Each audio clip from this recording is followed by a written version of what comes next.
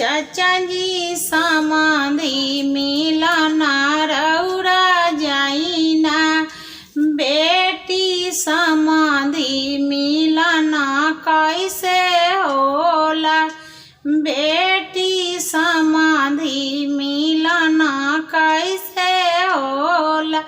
पापा जी हाथवा में लीना पियर धोतिया, पापा जी हाथवा में ले ली पियर धोतिया, चाचा जी हाथवा में ले ली पियर धोतिया।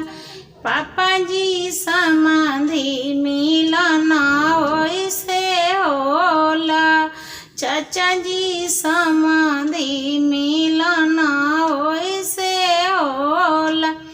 भैया जी जीजा मिलना रौरा जाइना, भैया जी जीजा मिलना रौरा जाइना, बहिना जीजा मिलना कैसे होला, बहिना जीजा मिलना कैसे होला। भैया जी हाथवा में ले ली पाकल पनावा, भैया जी हाथवा में ले ली पाकल पनावा।